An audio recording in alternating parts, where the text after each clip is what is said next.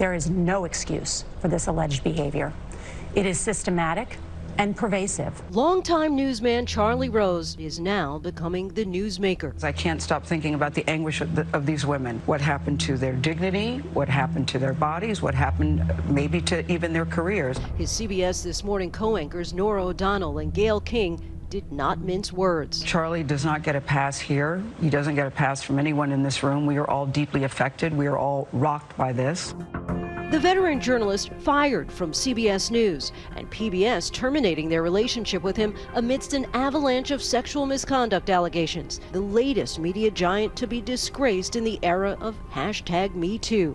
Tonight, 3 women who worked with Rose at CBS News are now coming forward with more allegations. But a third woman alleges Rose whispered a sexual innuendo while touching her inappropriately at a work-related event. All of this on the heels of the bombshell allegations yesterday. 8 women who worked or aspired to work for the PBS show bearing his name told the Washington Post Rose made unwanted sexual advances toward them. Several allege he groped them. One of his former employees tells the paper he was a sexual predator and I was his victim. Frequently, his interactions would begin with a touch on the leg, and then they escalated to either the nudity or groping individuals in the back seats of cars. One woman that we spoke to who worked for him as an intern in the 1990s recalled him coming out of the shower naked, and she confided in one person, you know, the next day a male producer came up to her laughing and said, "Oh, I heard you got the shower trick." Rose seen here last night after the news broke. You want to say anything to those accusers, the people that's accusing you of all these wrongdoings? It's not wrongdoings.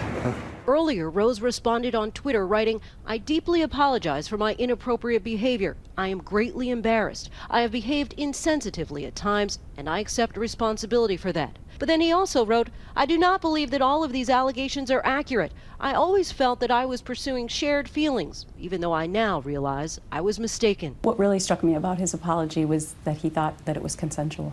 Former Fox News anchor Gretchen Carlson sued her former boss Roger Ailes for sexual harassment in July of 2016. You know, I often get asked, why do people do this? Sexual harassment's really about power. It can be about sex, but it's most often about making another person feel less powerful. And most of these women that we talked to were working for him at a very early stage in their careers. So for them, I think that there would be a tremendous risk, you know, to speaking out against his behavior. Kyle Godfrey Ryan, one of Rose's assistants in the mid-2000s, tells the Washington Post about at least a dozen instances where Rose walked nude in front of her while she worked in one of his New York City homes. She says he would repeatedly call her late at night to describe his fantasies of her swimming naked.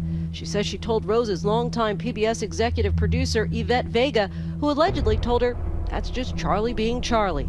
Rose's executive producer told the Washington Post, "I should have stood up for them. I failed. It is crushing. I deeply regret not helping them." We have to get past that in our society. That's just locker room talk, right? We have to say, thank you so much for your courage in telling me that. We are going to take care of this right now. It's not only the women or the men who are victims finding the courage to come forward, it's the enablers and the bystanders also finding that same courage to say, I'm not going to let this happen. All of the women who told their stories to the Washington Post either worked for or wanted to work for the Charlie Rose Show, which reportedly does not have a human resources department. If you're getting sexually harassed by Charlie Rose on the Charlie Rose Show, there is no one else that you can complain to because everybody, so to speak, reports to Charlie Rose. That signature show propelled his rise to icon. Charlie. Mr. President. Good to see you. Good to see you.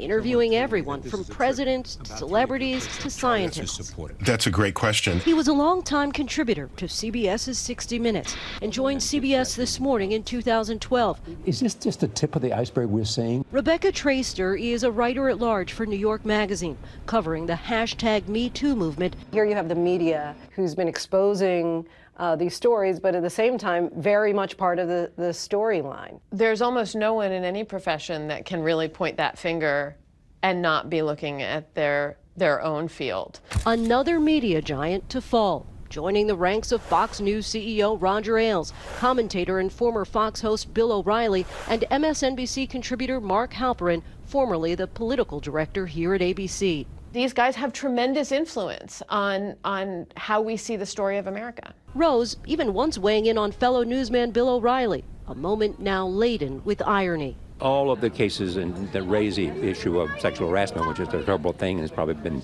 been not exposed enough. It was Gretchen Carlson whose allegations first rocked Fox News last year and led to Ailes' ouster, walking away with a $20 million settlement. I'm Gretchen Carlson. Thanks so much for sharing part of your day with us. Legally, Carlson is unable to discuss the details about her allegations against Ailes, but says that the public view of women like her is changing. The shame is finally being transferred, not only to the harassers and to the enablers, but to companies who have also turned a blind eye about this issue. One of the founders of Disney's Pixar, John Lasseter, announcing that he's now taking a leave of absence. In an internal email to staff, he wrote of recent difficult conversations while acknowledging past missteps, apologizing for any unwanted hug or any other gesture they felt crossed the line. Disney is the parent company of ABC News. And in politics, at least 8 women have accused Alabama GOP Senate candidate Roy Moore of sexual misconduct. Many of them were teenagers at the time, the youngest 14 years old. Moore was in his 30s. Moore has fiercely denied all allegations. I never dated underage women. Now the president is finally reacting to the controversy. Talking about sexual misconduct, you had your own allegations against you.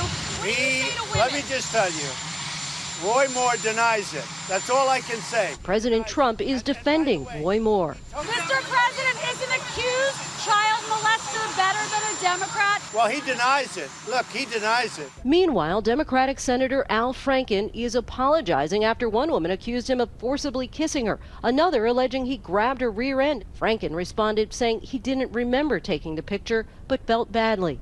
Many, however, are now seeing the influx of allegations as a turning point. This is indeed a sea change of how we here in the United States view sexual harassment. In New York City, attorneys Marjorie Mesidor and Sylvia Stanshew litigate civil sexual harassment cases. They say since the Harvey Weinstein scandal, are you calling regarding employment discrimination or something? Their phones are ringing off the hook with new potential cases every day. Our clients typically come in through the door, they tell us their story, and they tell us that they want the harasser to be behind bars. We wish that we could put everyone that's done something wrong, somehow behind bars. What we can do is try to get some kind of financial damages for our clients. It is a problem so rampant, it requires change on many fronts. But for Carlson, coming forward was perhaps one of the first steps in a long journey toward reckoning. It was an excruciating choice for me to be that singular person 16 months ago. Toughest decision of my life. But I did it for other women and men, and I did it for my children and for your children and anyone else's children who's watching. Because do we want our children to face the same indignities that so many women and men have faced? The answer is no. For Nightline, I'm Lindsay Davis in New York. Hi, everyone. George Stephanopoulos here. Thanks for checking out the ABC News YouTube channel. If you'd like to get more videos, show highlights, and watch live event coverage, click on the right over here to subscribe to our channel. And don't forget to download the ABC News app for breaking news alerts. Thanks for watching.